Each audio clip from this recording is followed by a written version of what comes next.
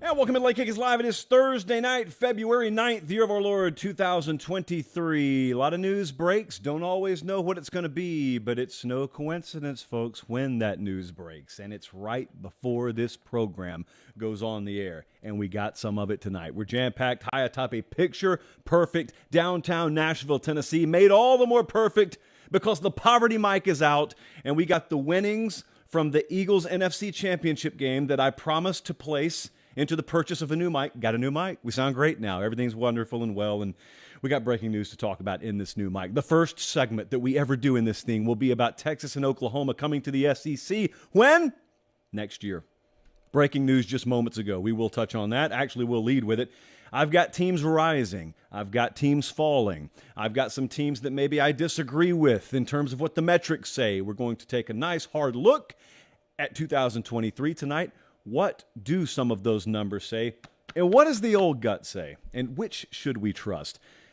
There are allegations that I have promised a certain message board in our network that I will address tonight, and I will indeed address those allegations. Some of you, and I won't say whomst yet, think that you have caught me in a lie, shrouded in hypocrisy, and I am going to fight back tonight.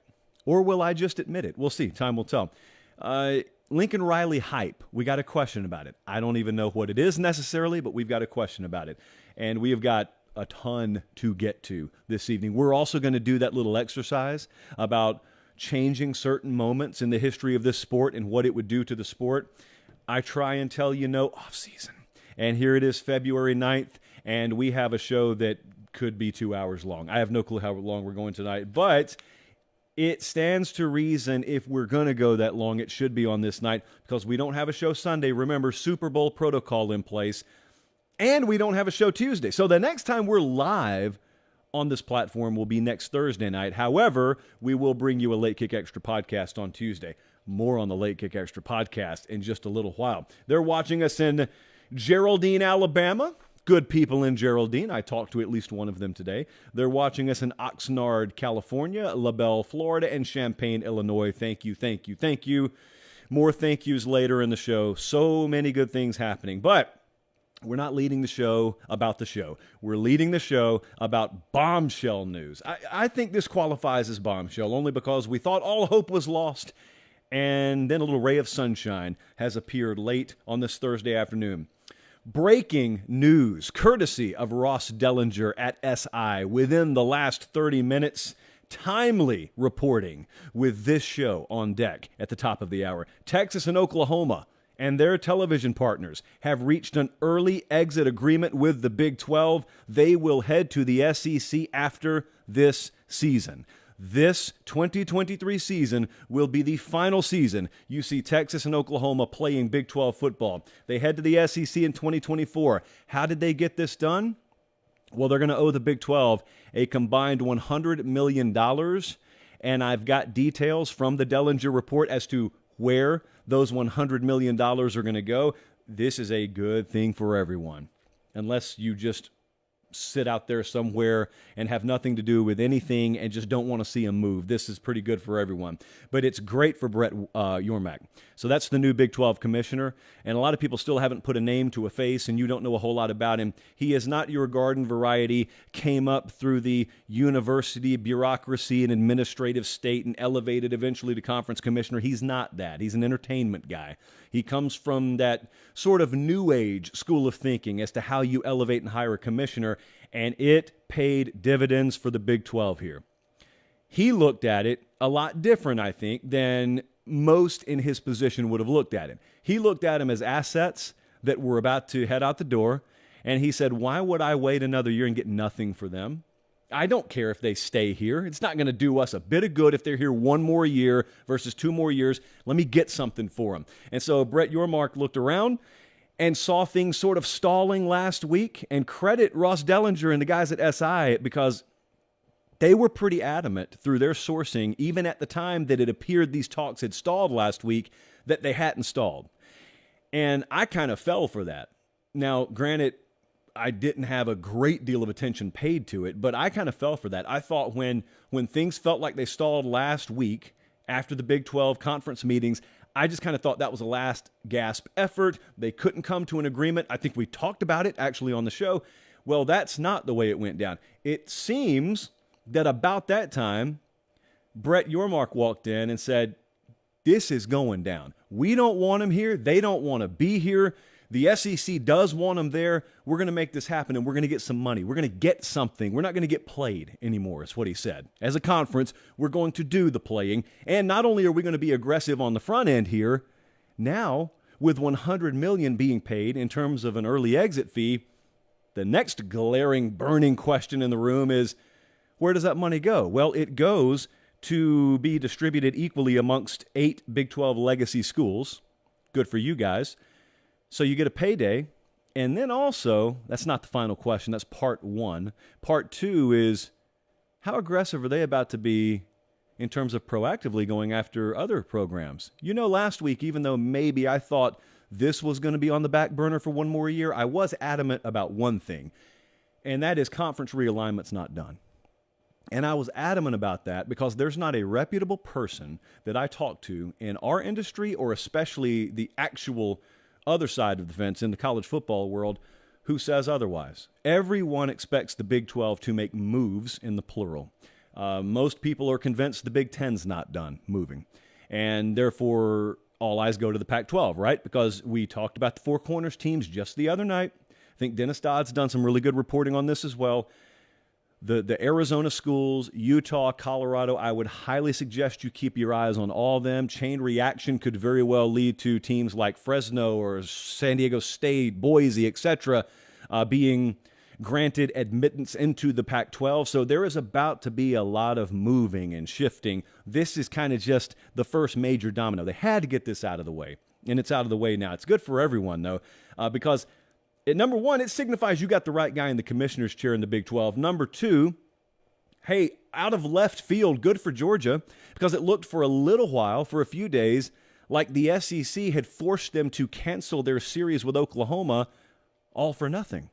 The thinking had been, if we're going to get Oklahoma in 2024, we can't have Georgia playing them out of conference in 2024. So from my lips to your ears, Greg Sankey to the University of Georgia, that series is canceled. Go schedule, I think they schedule Catala Community College. Not too far away from that is what they schedule. Georgia schedule's trash this year, and it's not their fault. They tried to schedule tough out of conference, and then it got yanked out from under them. Well, at least there's merit for it now. So that's one thing that immediately popped into my mind. And the second thing is, I believe that this is going to be a very active spring/summer, as it was last year. I just spoke about Georgia. I'll mention it one more time. I think one of the reasons Georgia won a title last year, and then we proceeded to hardly talk about it at all, wasn't because we were overlooking them. I'm from Georgia. That's about the last program I'd overlook. It was because there was so much other stuff going on off the field. You remember what it was like last year around spring and summer. Looks like we may be gearing up for another summer that is eerily similar to that.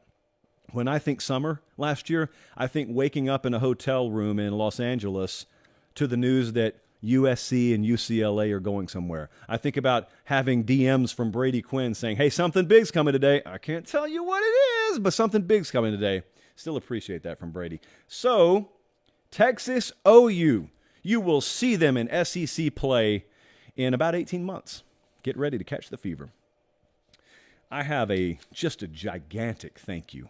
I mean, a gigantic thank you. You can't imagine the panic around here. Upper management today was just beside themselves. They thought there was a flaw. They thought they had a grain of sand in the microchip. Why? Because there were things appearing on computer screens and data monitors around our office that couldn't possibly be. What were those things? Our show being in the top 10 of worldwide football podcasts. Why couldn't that be? Well, we're just a college football show, and it's the middle of Super Bowl week. So management and every other rational thinking person out there says, how could a college football show be in the top 10? Well, most of them wouldn't be, but this one is.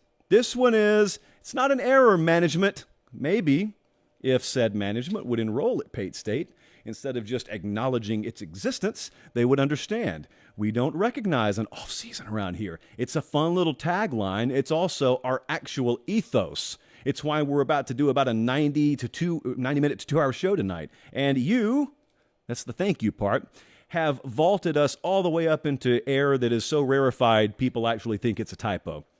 So thank you for that. Yeah, that's not a joke. Top 10 pods worldwide, globally. Sounds better. I think globally sounds better. In the football world, not college football, football in general. We are among some heavy hitters up there. Maybe that's why we got the new mic. I don't know. I appreciate it. Okay, so we appreciate it. Which teams are going to rise in 2023? I think Bill Connolly, for my money, puts out one of the best late winter, early spring features, pieces of content on ESPN.com, where he talks about returning production rate. But he, very wisely, a few years ago, realized it's not just about how many guys return. It's not about how many returning starters you have. That's one of the most overrated metrics in college football. How much production do you return? And also, what kind of production is worth more? For example, I think it would surprise you to learn the numbers state that losing experience on the defensive line is actually not as costly as losing experience on the back end. I would have thought it was the other way around, but the numbers do not bear that out. So anyway, using some of Bill Connolly's work and then just using some basic observational techniques, I want to ask you, right along with me here, maybe we'll think of the same teams. Who would you expect to rise in 2023? And when we say rise, clearly we just mean better record than they have last year. Florida State is a slam dunk, number one. This is not the last time I'm talking about Florida State tonight. But what don't they have? I'm sure I'll get pushback from Gainesville and Coral Gables here, so I'll just ask you guys in advance, knowing the comment section like I do, what don't they have? Think about what it would take to equip them to jump. What don't they have? I'll tell you what they do have. Out of all those, I think we have 133 FBS teams now.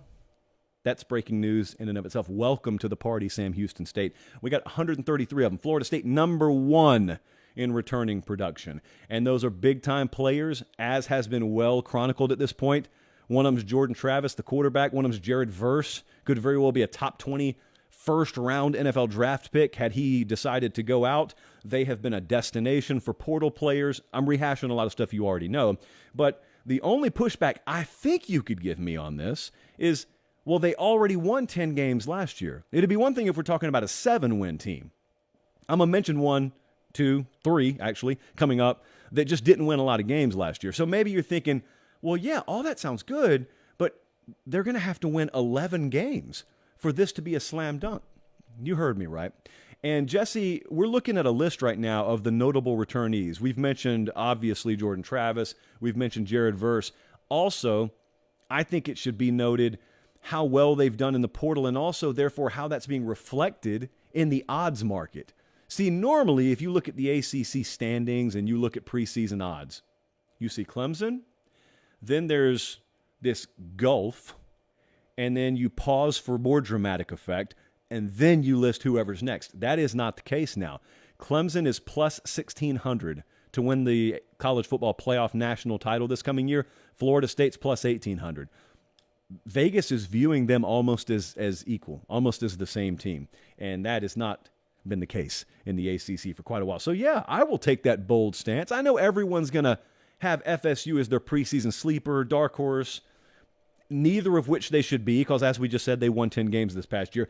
I'm going to tell you, my early February thinking is I'd go north of 10 if I get to count the bowl game or, dare I say, a college football playoff appearance or even an ACC championship appearance.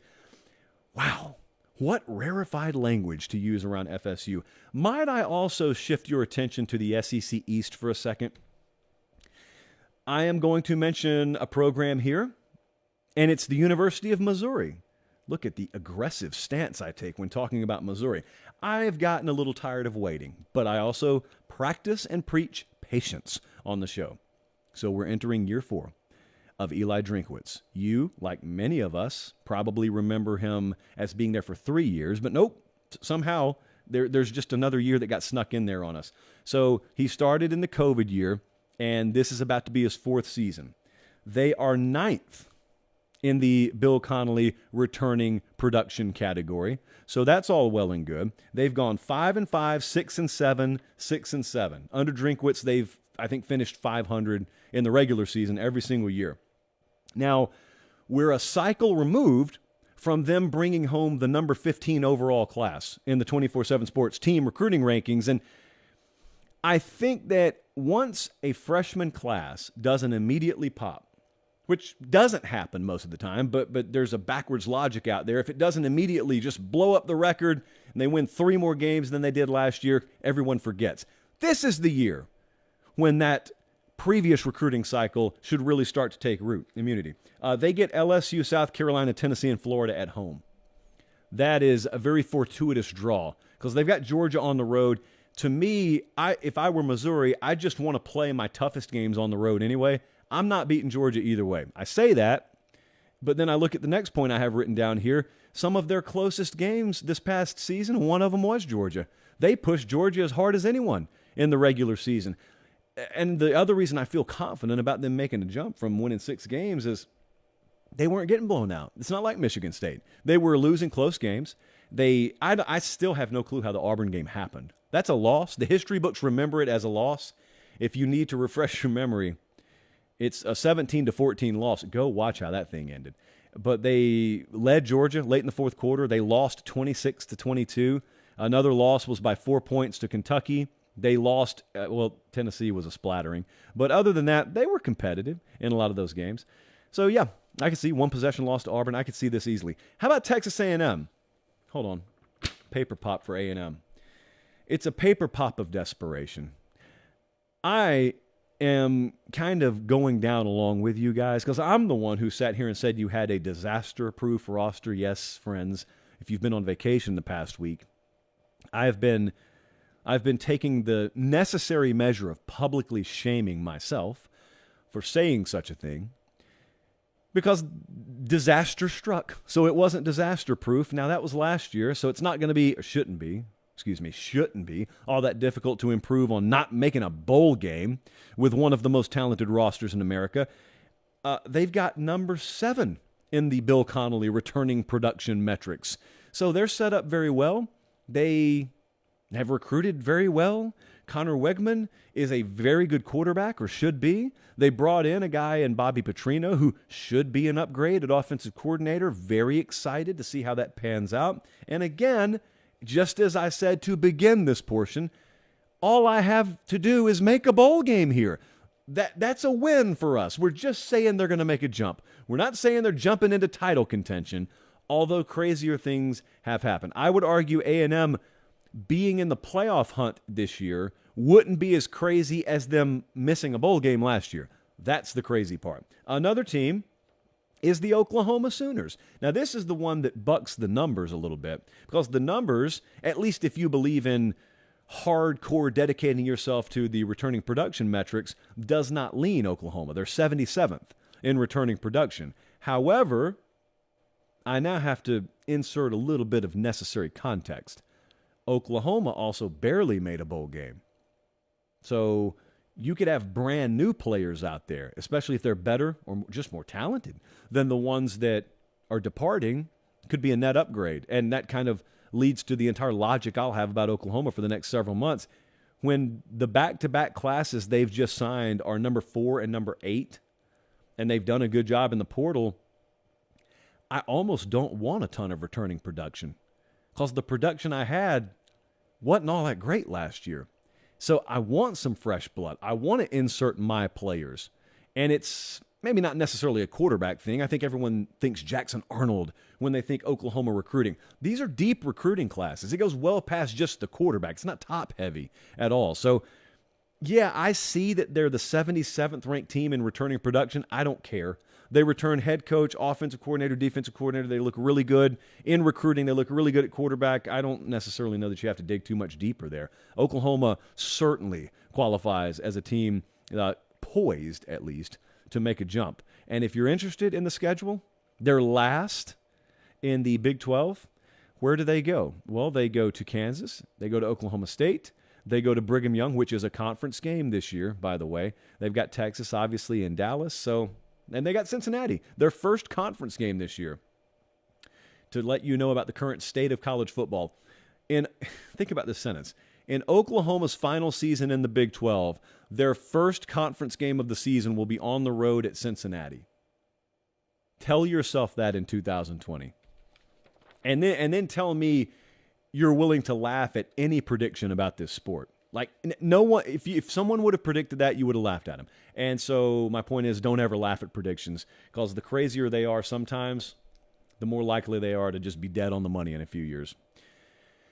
And we're about to do the equally depressing follow-up side of that coin, which is teams poised to fall off a cliff in 2023. Now, you know I hate those kind of segments, but don't worry. In classic JP fashion, I have fashioned myself a workaround when it comes to that department. Academy.com is a website, obviously, really good one. And Academy Sports and Outdoors is our partner here. I mentioned the website before the actual store itself because an inordinate amount of you have taken to shopping on Academy.com. I don't necessarily know why. Bless you for doing it. I just don't know why it all of a sudden started happening, because I mention Academy.com all the time. But nevertheless, that's been happening. So that's a little thing that I just wanted to mention. Yes, I see the emails and the receipts and whatnot you're sending me, and I retweet some of them. Thank you for that. Also, it was 63 or 64 degrees, depending on whether you were downtown in Nashville today. And I think a lot of people were seeing, kind of scratching their neck and scratching their back because it gives you an itch. And it gives you an itch to get outside. Now, I know full well that the climatological patterns of this portion of the country indicate that there is another hard freeze or 2 or 3 coming. Probably a winter storm or 2 coming. We're not out of the woods. But that doesn't mean you can't start thinking about being out of the woods or into the woods, whatever you want to do in the spring. I just encourage you to keep Academy Sports and Outdoors in mind for all those activities. They bring the show to you free of charge. The very least we can do in return for them is bring ourselves to their place of business to purchase things that we're going to purchase anyway. And if you can't get there in person, Academy.com is the place for you. Paper stack there instead of a paper pop. All right, here we go. Let's take a sip from the chalice, because this could be depressing. And nothing I'm about to say is my fault. Which teams, according to the numbers, are poised to potentially have a little fall, have a little step back in the year of our Lord 2023? Alabama's right at the top of the list.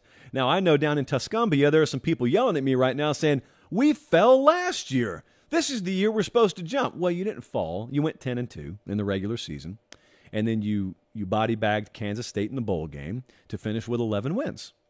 That's a fall back from the Bama standard, but in classical terminology, that's not falling. Now, here could be the potential issue. You are one of a few teams out there that's in the 120s in overall returning production. Not returning starters, returning production. The Bill Connolly ESPN.com metric is what we choose to go off of. You have a new offensive coordinator. You have a new defensive coordinator. You'll be breaking in a new quarterback. And you are losing one of your best overall offensive players at running back in Jahmyr Gibbs. You don't have to tell me about how you've recruited. I can list those players' names off just as well as you can. You don't have to do that for me. I will just say, I have seen Bama be in the 100s in returning production before and go compete for a title. They do it virtually every year. So I'm not clinging to this number as much as it sounds like I am. And I'm not even buying into Bama making a fall. We don't do predictions record-wise on the show until August. I think they're in the category of a team that would have a little red dot next to their name. If you're looking at what has mattered in the past when it comes to signifying which teams are going to fall. Another one to look at, and this will be no surprise whatsoever, is TCU.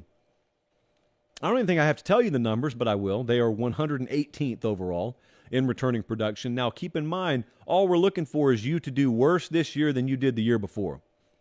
And TCU made the playoff. So, nothing short of, they made the championship game, so they would have to win the national title to improve. So, yes, of course they're going to fall off. And even if they were to bring back the same team, they would fall off. But when you lose Max Duggan at quarterback, Quentin Johnson is gone.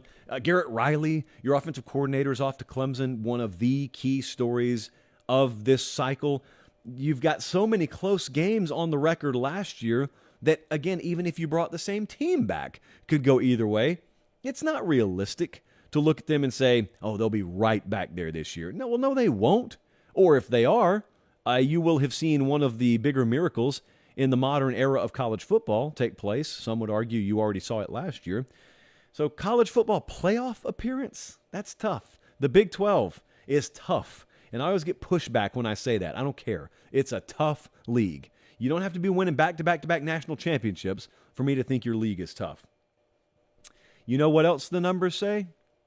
The numbers say that South Carolina qualifies as a team that should fall off this year. What do we think about this? You know how sturdy the numbers market has been with South Carolina, and by that, I mean they haven't nailed them yet. So if I were a Gamecock fan up there in Gaffney, South Carolina, this would be no skin off my back. Predict us to do whatever you want to. We're 102nd in returning production? Okay. You're going to put the over-under at 7.5? Okay. So they've hit the over both years under Shane Beamer. Their schedule is ridiculous, as it always is. Don't get me started on this unequal scheduling tangent, but South Carolina this year, they open against North Carolina in Charlotte. I believe that's where it's a neutral site game. They go to Georgia. They go to Tennessee.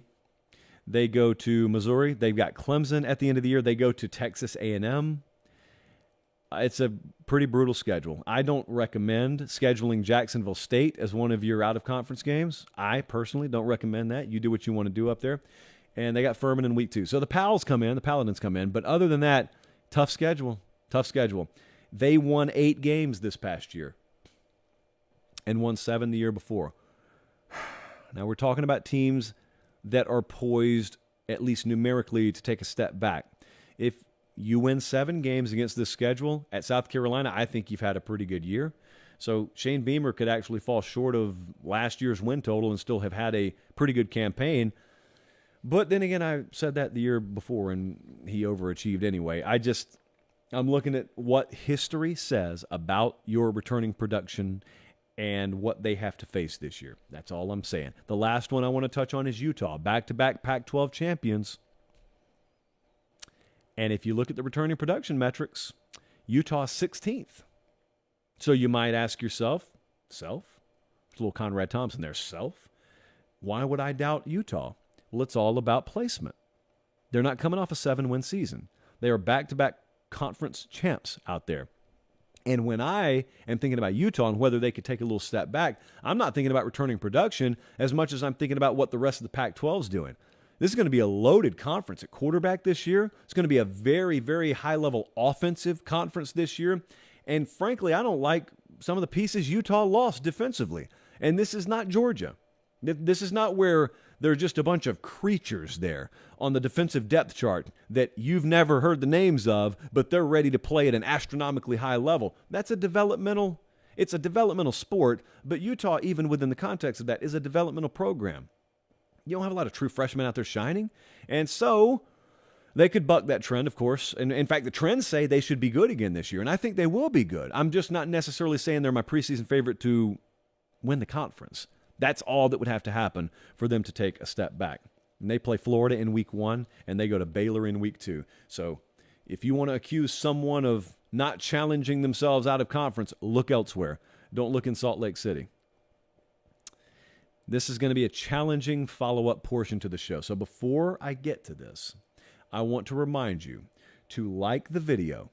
In fact, I just liked my own video. Lead by action. And I want you to subscribe to the channel. And if you're listening on pod, do that as well. Thank you for that. All right, one sip from the chalice, and I think it's appropriately colored, a little bit of orange in the Miami color scheme. And I'm about to talk about a hefty allegation that's been thrown my way. Okay, let me be responsible. Let me be tactful here. Allegations have surfaced. The Florida State message board is abuzz with allegations that I lied and allegations that I think the thread title was Rewrote History. Like Meemaw said, allegations can only chase you if you run from them. So I'm here. I am the face of those allegations. Allegedly, they came from my mouth, and you don't have to just blindly accept the allegations because I sent director Colin and producer Jesse over to the 24/7 Sports FSU message board, and I said, do some digging. What are they saying about me over there? I eventually made my way over there myself, and I've got to give it to you. It looks like you got me. So let's just summarize for the viewing public. If you're listening on podcast, I'll tell you what we're looking at. Here is a picture of the tweet. It first came to our attention from a tweeter out there. And if you can't tell what you're looking at, that's okay. We'll zoom in a little bit. The first picture that you need to see is a screen grab from a show we did probably in August. It's when we were doing ACC record predictions. And you see there, this is just a zoomed-in view of what was in the tweet. The prediction on this show, from yours truly, from Miami, was for them to go 10-2. Now, obviously, they fell well short of that. People have been wrong on predictions before, right? Well, that's not where they thought they got me. Where they alleged to have got me is a very fresh show. Sound bites from just a couple of weeks ago. We were talking about Miami on signing day, and someone on the FSU message board took notice of me saying the following. Miami. Let me ask you a question. What did you expect from Mario Cristobal when he got to Miami? I, personally, did not expect them to immediately compete for fill in the blank. I didn't expect them to get beat by the teams they got beat by last year, but the first thing I thought about when Mario went to Miami is, ooh, recruiting. So which is it, buddy? Are they going 10-2, or do you expect nothing from them? Are they double-digit wins, or are they not going to contend for anything? Now, does this make me look bad? Yes. Do I sound like a hypocrite? Absolutely. Am I going to try and wiggle my way out of this? You bet. Watch this. As you know, on this program, I notoriously hate predictions. Why? Because it entraps you, and it can make you look stupid when you're wrong. And I don't like those sorts of situations. Classic fence riding technique. And so there is a long-standing rule on this program that when a prediction is right, I take the credit. And when a prediction is wrong, it was the model's fault. Famously, I fought the computer model that we use on this program when it comes to Texas all year. The computer model probably still thinks Texas should have been in the playoff. And I was just dismissing it at every turn. You're wrong, model. You're wrong. And so, as memory serves, Jesse, correct me. Don't correct me if I'm wrong, actually. That's the opposite of what I'm trying to do here. But if memory serves, when we were in August, I had the production team generate via graphic what the model thought the records would be of teams. And the model spat out 10-2 as the most likely record for Miami. For the record, its best case was 11-1, and the worst case was 6-6. So the model kind of went Texas A&M on us there. It was worse than the model's worst case scenario for Miami this year. Do I take full responsibility? No. Do I take some responsibility? I guess, as Sheryl Crow would say, and Meemaw. If it makes you happy, it can't be that bad.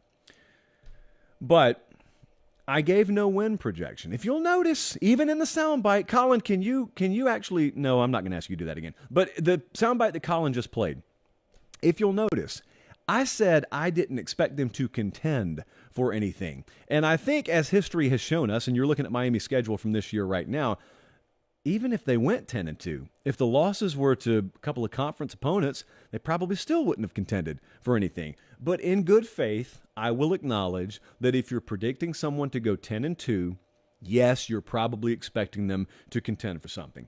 The third excuse I would like to make for myself tonight, and make no mistake, that's absolutely what I'm doing, is stacking excuses so that hopefully the stack gets high enough that I can hide behind them. There's just a lot to remember. There's just a lot to remember. If you want to participate in an exercise with me, I would encourage you to do this. I want you to take like 50 things that you think about the 2023 season, and I want you to lick the pen there, and I want you to write them all down, and then I want you to wad them up and bury them in your backyard. And then I get to go dig them up, with your permission, of course, in December, and watch how frequently I read things off that piece of paper that you look at and scoff. I didn't say that. I didn't think that. Happens to me all the time. I just have the unfortunate task of being live here and getting it thrown in my face. That's the breaks. I signed up for it. I get it. So yes, people. I was wrong. I made a very hypocritical statement about Miami, and I am here to cowardly wait until the end of the segment to take a stand, but take a stand nonetheless, I am doing. Side note, and I mean this in all sincerity, it's good to have FSU fans back because you guys disappeared on me for a little while, and I wondered if we would ever reunite, but here we are, and it feels so good. All right, I've done my due diligence. That felt like community service to me. But I've done what I came here to do. But the show's not nearly over yet. It's time for a much more fruitful and enjoyable exercise for me. When would it have been? About 5 days ago, I put out a tweet, just passing the time. I think I was in the middle of sets at the gym. And I said, hey, what would you change about this sport to just blow up the entire history of college football? What moments could you change that would just send shockwaves throughout the sport, way beyond just maybe the teams or two that it involved? Texas Tech, 2008, was one of the popular submissions.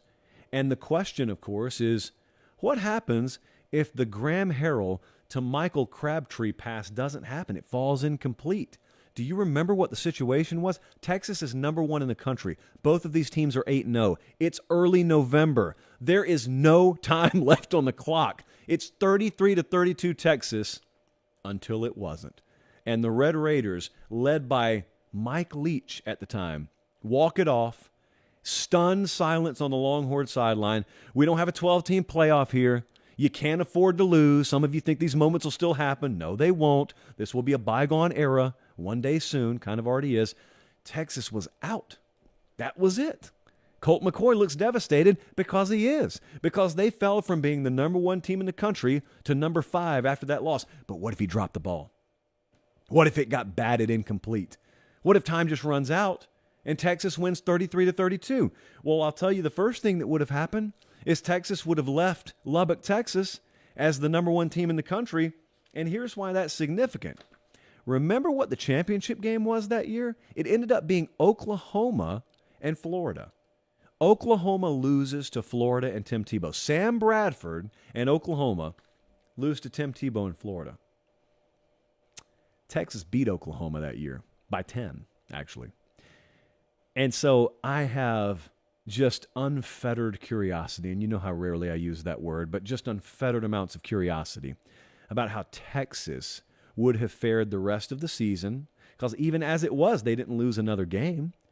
I want to know how Texas, who ended up finishing number 3 in the country, how they would have fared against the Florida Gators. How differently could we possibly remember Colt McCoy? Because the next year, they go to the title game, but that's the whole if Colt didn't get hurt thing. And so as a result, he never wins a title there. And with that current team, Mack Brown never wins a title. In fact, Mack Brown never wins another title at Texas. How differently could we remember them? How differently could the Big 12 have looked? And how differently could things have played out for Florida? I don't know. But on the other side of it, Jesse told me earlier today, I think it was Stuart Mandel that voted this the number 1 game of 2008. I would agree, and that was a crazy year, coming off the craziest year in the history of the sport. 08 was pretty crazy too. That's before Saban and Bama have ascended to the mountaintop. They're on their way, but they wouldn't win their first title until the next year. So it's Urban Meyer in Florida. We're a couple of years removed from the Vince Young Texas national title win. So it feels like there's a lot up for grabs in the sport. LSU and Les Miles, 2 losses, had won the title the previous year. So we were in a stretch there where a different team had won the title several years in a row. It was like Miami, Ohio State, LSU in 03, USC in 04, and then you had Texas in 05, 06 is Florida, 07's LSU again, and then 08, who knows, Texas may get right back into the equation until they don't. But think about this. That game came to define Mike Leach. That game came to define Texas Tech for a generation of people pretty much my age. People in their late 20s to 30s, they think about Texas Tech, they think about that moment. They think about Mike Leach, they think about that moment. Michael Crabtree ended up being the first top 10 draft pick. He ended up being the highest draft pick out of Texas Tech since 1965. Graham Harrell, when you think of him, that's it. That's the moment. So much got defined that night that just changing one little thing, one little drop pass, who knows how the rest of history would have played out. Oh, and by the way, there is the not so insignificant matter of the Heisman Trophy, because Oklahoma's Sam Bradford ended up winning that thing over Colt McCoy, who was number 2. If Colt McCoy and Texas end up winning that game, he probably wins the Heisman Trophy. Because you would have had voters, even though I don't think it's supposed to come down to this, you certainly would have had voters who looked and said, well, if they're equal in my mind, Colt did beat Sam Bradford on the field, even though they were never on the field at the same time. I have no love lost for the Heisman voting process. I'm just saying he may very well have won. Oh, for the record, Tim Tebow finished 3rd there. What if Texas Tech and that pass at the end of regulation falls incomplete? What if? Now, if you think that one's crazy, wait till you see what I have you in just a second. Before that, though, I've got to tell you, they're watching us in Ocala, Florida, Sacramento, California, and Post-it Pop, Soso, Mississippi, which is very near Laurel, Mississippi. And why do I know all of this? Because that is some of the most ripe storm chasing country in the Southeast. Very treacherous terrain. Don't recommend it. In fact, chasing in Mississippi is a fool's errand even for the most seasoned of storm chasers. But, you know, if we're not going to be foolish, who's going to be foolish? So, Mississippi, good to hear from you guys. I got another what if for you tonight. You want to change one moment in the history of this sport to send shockwaves throughout the entire sport? I want to take you back to 2005, I guess it would have been. There's a recruitment going on. I would say even to this day, including Arch Manning, it's the highest profile recruitment in college football history. Who am I talking about, kids? That would be Timothy Tebow of Nice High School. Tim Tebow is down to Florida and Alabama. And at the time, that is a brand new Urban Meyer versus Mike Shula at Alabama in the recruitment of the number 1 player and number 1 quarterback in the country. This was, I cannot convey in strong enough terms for those of you in high school right now, my early college audience. In other words, if you just weren't old enough to have gone through this and known what you were watching, I cannot convey to you in strong enough terms what this did for college football and college football recruiting. This took a cottage industry and put it on the map nationally. The Tim Tebow recruitment, I think, is the biggest single recruitment in the history of the recruiting industry, because up until then, some hardcore people were into it. Like folks like us would have already been into it. This got folks who say the word off-season involved in college football recruiting. This got folks who waited until fall to open up a newspaper and say, let's see who we got on the team this year. They followed Tim Tebow's recruitment and then registered at Rivals.com and Scout.com afterwards. I mean, this is pre-24/7. This is a different world. But this kind of made the world that we live in today. Tim Tebow, on National Signing Day, commits to Urban Meyer and the Florida Gators. I'll ask you a question many people have asked before, and I've got my thoughts on it. What if he would have chosen Alabama? This was neck and neck.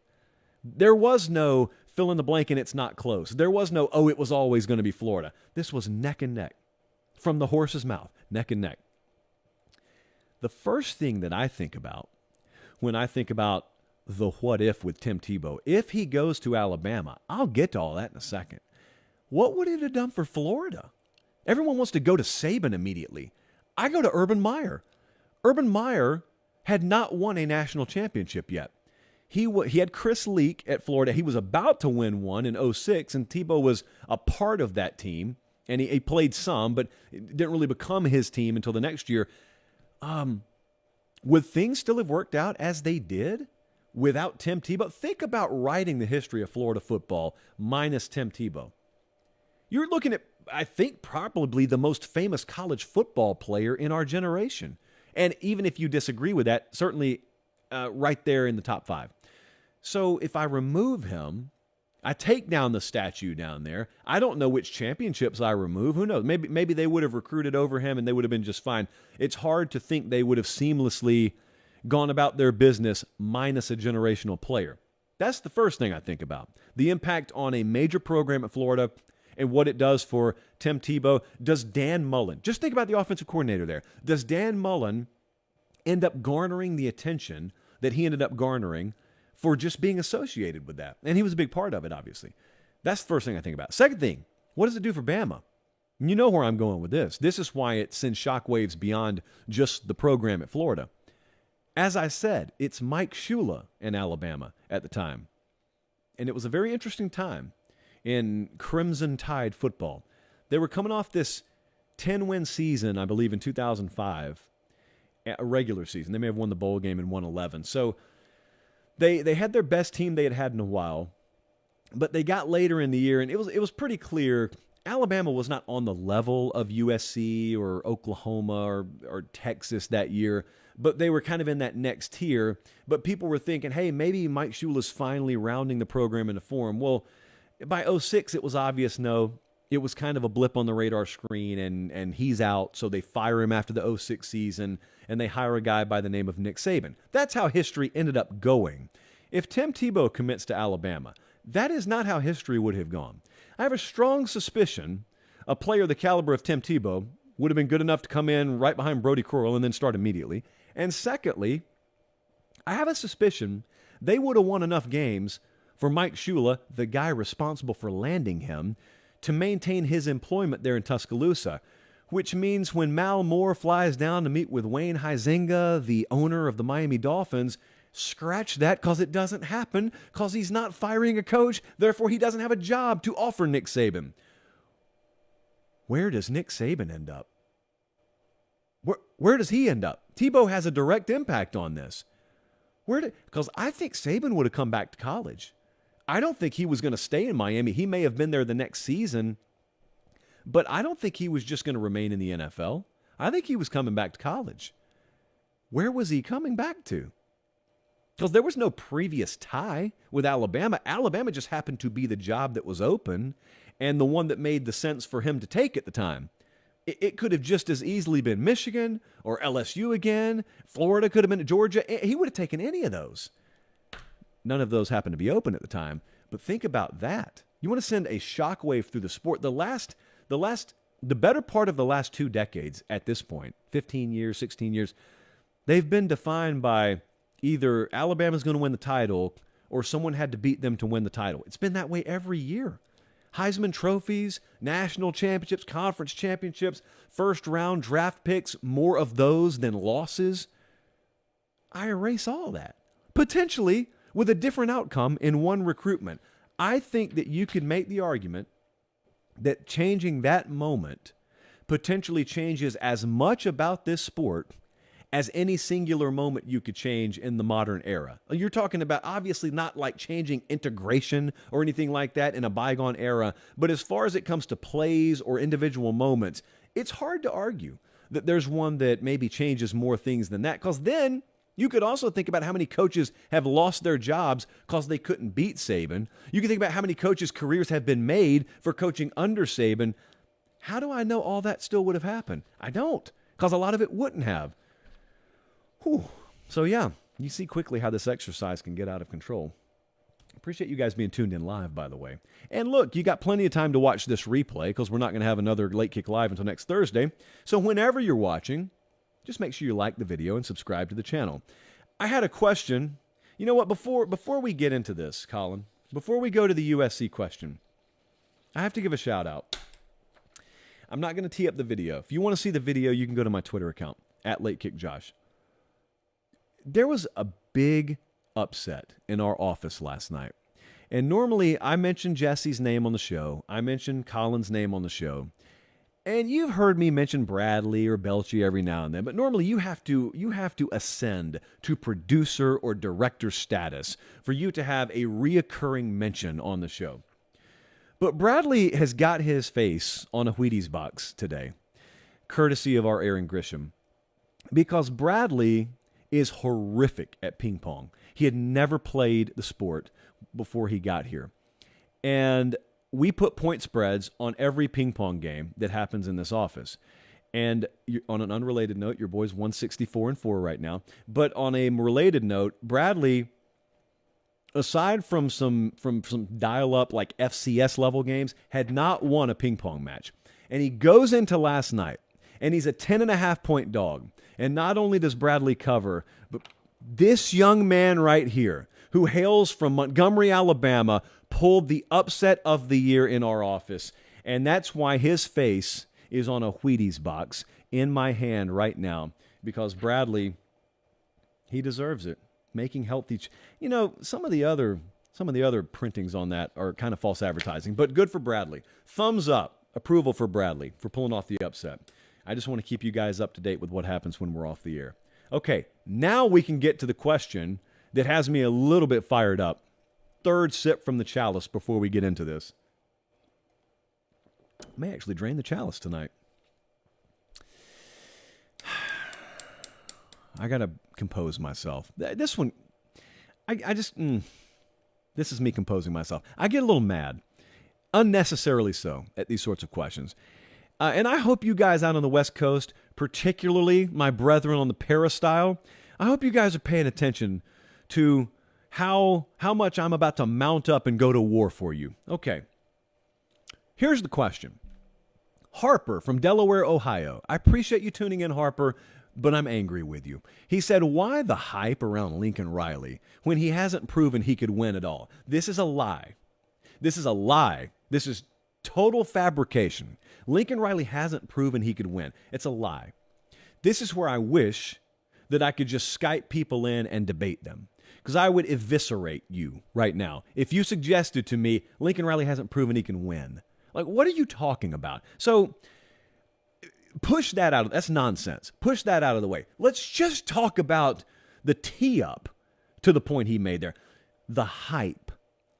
Why is there so much hype around Lincoln Riley? Because frankly, I don't have a lot of people tell me Lincoln Riley hasn't proven he can win. I think most people can look at the fact that the dude's won double digits every year but the COVID year and understand, yeah, he's proven he can at least win. I think most people understand that. But I do have several of you tell me Lincoln Riley's overrated and Lincoln Riley's overhyped. And I ask you, what's the hype? What have I said about him that's not true? What hype have we contributed to that's not true? To remind you, the guy's been a double-digit game winner every year he's been a head coach, aside from the COVID year. He develops quarterbacks. I've said that about him. It's not a lie. He's got a Heisman finalist every year. They've won 3 of them. He's never finished lower than 12th as a head coach in the final AP poll. He's got the 3rd highest winning percentage amongst active head coaches. That's higher than Saban. That's higher than Smart. What about that is hype? You've never heard me say he's the preeminent favorite to win the national championship any given year. I've never predicted him to win one. That would be hype. If he didn't follow through on that, that would be hype. And it would be my fault, not his, by the way. What's the hype? And then on a related note, if that's overhyping him, what should I be saying? To accurately portray Lincoln Riley, what should I say about him? Well, because you haven't won multiple national championships, you're just a poverty coach. Is that what we're saying about him? I want you to tell me with a straight face that if they gave you a national platform and put a brand new microphone in your face, you would say that and expect to be taken seriously. You don't have to like him. You don't have to root for him, but have some logic behind what you ask me. I opened the mailbox for a reason. We opened the DMs for a reason, but you can't come at me with Lincoln Riley hasn't proven he can win. Are you crazy? Answer, yes, at least the question is. But look, I brought a friend along tonight. You don't have to just take my word for it, because you may not value my opinion. I wanted to go to someone who, especially in the college football world, has a pretty sterling reputation. He's been around the block a time or two. So don't take my word for it. Let's go to friend of the program, Nicholas Saban, and see what he's had to say recently about Lincoln Riley. When he wanted to transfer, he said, well, I feel comfortable going to Maryland because Coach Loxley was my coach, or going to Miami because Danny Enos was my coach, or I could go to Oklahoma. And I said, well, who has the best players? He wanted to go to Maryland or Miami. I said, you need to go to Oklahoma. They got the best players. So you best coach to develop you as a quarterback. and you're going to be around the best players, so that's going to enhance your chances of having success. So he did that. He had a great year. I was worried about having to play him in the playoffs. Being a quarterback there never worked out that way. Conversation this week, that was via the 33rd Team podcast, and that is Nick Saban talking about how he facilitated Jalen Hurts' transfer. Hurts looks at Maryland, Hurts sees comfort level, and Saban says, you need to go play for the best coach with the best players, the one that can develop you the best. He's talking about Lincoln Riley. That's another head coach talking, and one that's won several of those fabled national championships that Lincoln Riley hasn't gotten yet. Yet is a key word here.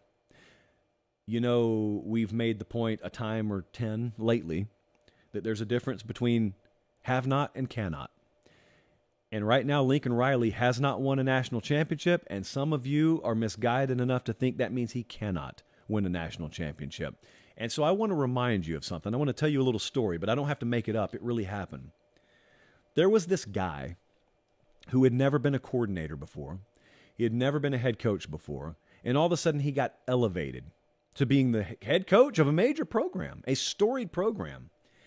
And he didn't win a championship his first year or his second year or his third year or his fourth year. In fact, he lost at least 2 games every one of those seasons. His name was Dabo Swinney, by the way. He's the head coach at Clemson. The year is 2014. You and I are having a conversation. What would you have said if I told you this dude over here that some of you think's a little bit goofy, certainly unorthodox, is going to win 2 of the next 3 national championships? Well, he's going to play for one both years. He's going to win one 2 years from now. He's going to win another one 2 years after that. He's going to go to the playoff every year. And he's going to rewrite the record books in the process. What would you have said to me in 2014? I'll tell you exactly what you would have said. After you got done laughing, you would have said, Dabo Swinney can't win a national championship. And I would have said to you then exactly what I'm saying about Lincoln Riley now. No, he hasn't won a national championship. He can. He can. He just hasn't. So right now, what's holding Lincoln Riley back? His defenses aren't good enough. That's what's holding him back. Lincoln Riley's extremely young. Lincoln Riley's got his entire future in front of him. So you can either choose to believe that a guy that sharp, and he is one of the brightest in the business, is either going to sit there and never change a thing about his program in the face of very subpar results defensively, or you can do like me and say, I don't know if he's going to figure it out overnight, but eventually that guy's going to get it figured out. Quarterback's never going to be a problem for him. Recruiting's not going to be a problem for him. Acquiring talent, period, is not going to be a problem for him. Salary, the ability to go pay high-profile coordinators to come in and coach his defense, if Alex Grinch isn't the guy, is not going to be a problem for him. He could be there 20 years for all I know. I think they're going to be a contender virtually every one of them, and I think there is a national championship, or maybe more than one, in his future. So the question was, why are we overhyping him? He hasn't proven he can win. That's foolish. He has proven time and time again. In fact, he's yet to have a season where he proves he can't win. This last season should have been that year. He refused to even lose in his first year at USC. So I do things to that question that I can't say on air. I dismiss it. That's what I can tell you on air. Next up, we continue in the Late Kick mailbag. Some of this was for the Late Kick Extra podcast, and we had thousands of submissions, so obviously I couldn't answer all 1,000 or 2, and so I'm putting some of them in tonight's show.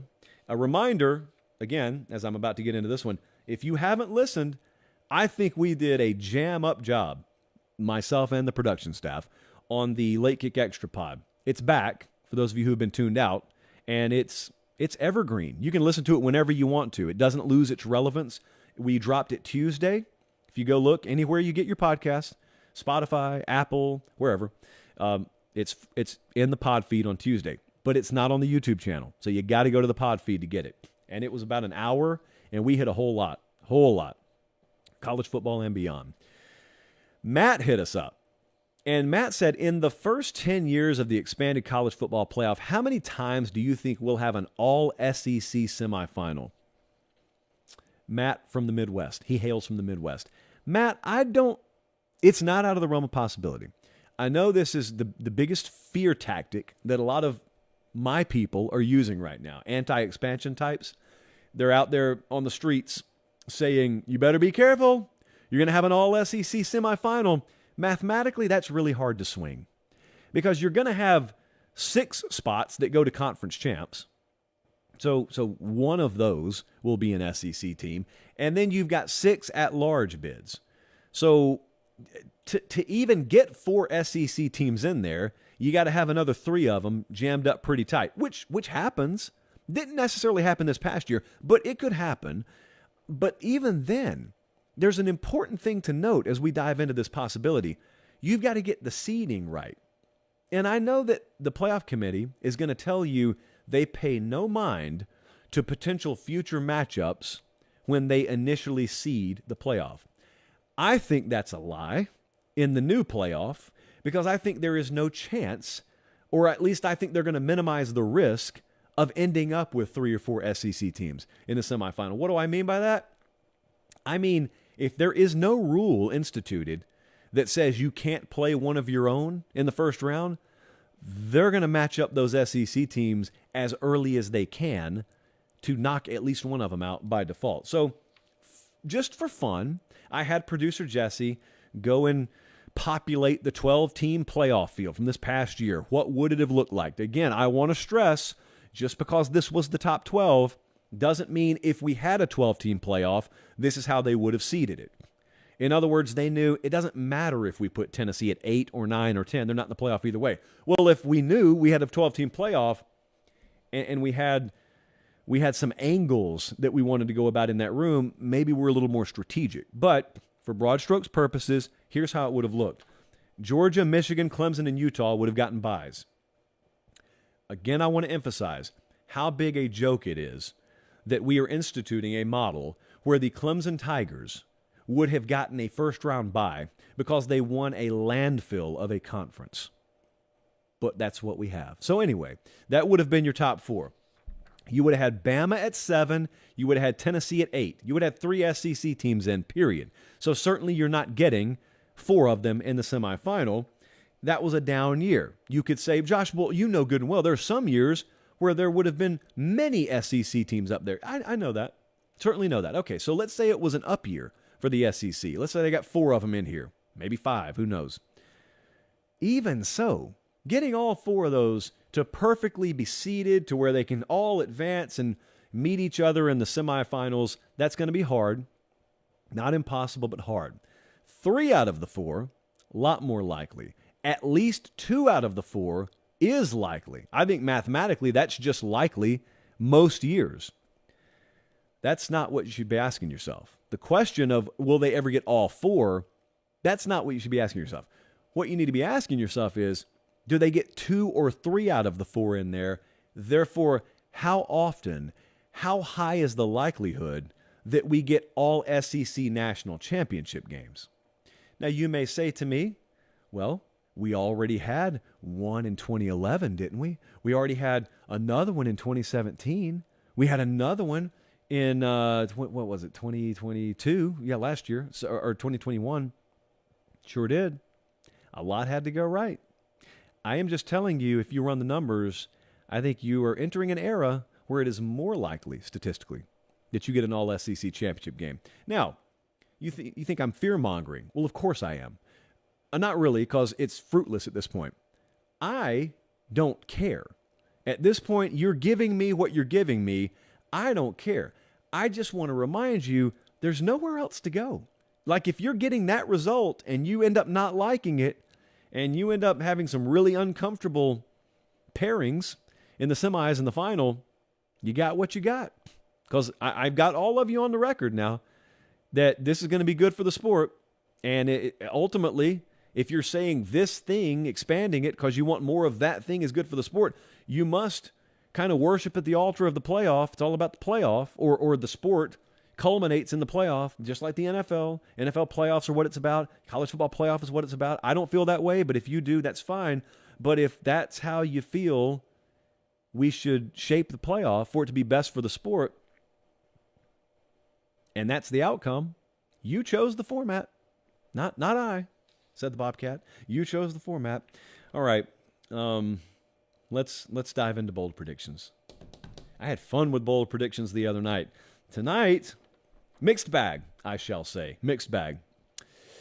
First bold prediction, as it turns out, this wasn't from August. It was from all the way back in May. So it was a long time, even before August, when we made these. But you submitted them, and here's what you said. First one was from Dylan.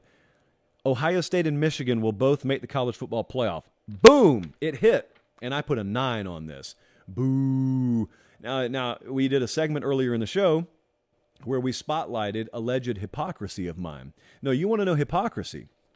How about reading that prediction in May, saying it's a 9 on the boldness scale, and then proceeding to predict Ohio State and Michigan both to make the playoff 2 months later? Because that's exactly what I did. As I said, and I will continue to say, my feelings are very fluid. They change by the hour. So I thought this was bold in May. I ended up loving it, and it happened, for the record. It happened. So good for Dylan, and good for me. Just not the May version of me. Next up, this one hit too. Cougar Hunter, I'll leave that alone, said that Oklahoma and Texas are way overhyped. I think we see someone else win the Big 12 this season. Friends, someone else won the Big 12 this season, and it was not TCU. If you're like me, you have a bad habit of misremembering how the Big 12 played out. No, Kansas State won the conference. TCU went to the playoff. Neither of whom are Oklahoma or Texas. OU and Texas were 1-2 in the preseason odds. I called this a 7 on the boldness scale only because it's the Big 12. So nothing is crazy in the Big 12 because everything is already crazy. Therefore, no prediction is crazy. And remember, we were just coming off a year. At this point, we were coming off a year where Baylor, with like the second to longest odds in all of the field, had won the Big 12 the year before. So we did a segment close to this where someone asked, is anyone going to win 10 games in the Big 12?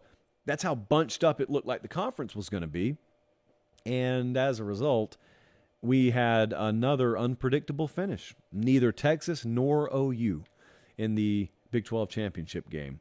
Speaking of a neither nor, let's talk about the Heisman for just a second. Because one of you said that neither C.J. Stroud nor Bryce Young will be Heisman finalists for this upcoming season. And I made the caveat at the time, we have to remove injury because we're not going to predict injury. So this only counts if both of them are healthy. Bryce Young missed some time, so he did not go to New York City. C.J. Stroud did go to New York City. I just asked, if there's not injury in the equation, how are you keeping them out of New York? At least one of them. Not only are they just good enough, but also we were entering a season where 7 of the previous 10 Heisman finalists were moving on. So the field was wide open. They were the preeminent favorites, and C.J. Stroud played like he should, and Bryce Young, even in a down year, if he played all year, probably would have been a Heisman finalist. So I didn't know how this was going to go. I picked it as a 9 on the boldness scale. I saw no path where neither of them made the finals. Nor did I see a path for this next one. Auburn was bad, but Bradley suggested Auburn is going to go 0-8 in conference play. I put an 8.5 on this one because, as I said, even in the worst of years, it's rare for a program as proud and as talented as Auburn to just flatline the whole year. And that's exactly how it went. They were bad, but there was this little blip in week 4 against Missouri. And there was this little blip against Texas A&M. And in those games, they scored a combined 30 points, but they won both of them somehow against Missouri, and everyone beat A&M. So that 2 conference wins. They were terrible. They didn't make a bowl, but even then, the Auburn Tigers still won 2 conference games. I call that one an 8 on the boldness scale, 8.5, I think. That was going to be tough. And lastly, I have to be careful with this one. The prediction was a first-year head coach is 100% taking his squad to the playoff. There are too many good coaches from Hollywood, Florida. I was surprised today when I saw what the boldness rating was I put on this. I put a 3 on it. As it turns out, the May version of me, thought that it was a slam dunk. There were too many good first-year head coaches. One of these guys is going to the playoff. And for those of you who can't picture the list in your mind, this was the list. Sonny Dykes at TCU is the one who ended up doing it. We had Lincoln Riley at USC, Kalen DeBoer at Washington, Brian Kelly at LSU, Dan Lanning at Oregon, Napier at Florida, Cristobal at Miami, Freeman at Notre Dame, Venables at Oklahoma. Some of those were preseason favorites to win their conferences. I thought it was a virtual slam dunk. Someone on that list is going to the playoff. Sure enough, the one we would have put dead last is the one who ended up doing it, Sonny Dykes at TCU, which goes to show you for the millionth time, don't laugh at predictions. Anybody who predicted TCU to the playoff would have been laughed out of the room in May and October, and yet they pulled it off. We pulled the show off tonight, and the under is going to hit. Do you want to see the Wheaties box one more time? Let's show the Wheaties box one more time. Congratulations, Bradley. Biggest upset in the brief ping pong history of the 24/7 Sports downtown Nashville office. One more housekeeping note to remind you if you tuned in late. I don't know if you've heard, but the Super Bowl is Sunday. And we are going to take a little break. We're going to give the NFL Sunday, and we will be back next Thursday. So our normal rotation is Sunday, Thursday this time of year. Just so happens the Super Bowl's this Sunday. So we will be back next Thursday. There will be a Late Kick Extra podcast Tuesday, and it will be lengthy. Immunity. And if you want to know what that means, go listen to the previous edition of the Late Kick Extra podcast where I explained that towards the end where management had already tuned out. So thank you again for putting us top 10 globally in football pods right now. You got to remember, by the way, podcast isn't even our main source of traffic. YouTube is. So you've got us surging, and we appreciate it. Enough where we can get a new mic. So thank you to you guys. For producer Jesse, for director Colin, I'm Josh Pate. Take care. Have a great weekend. Talk to you next week. God bless.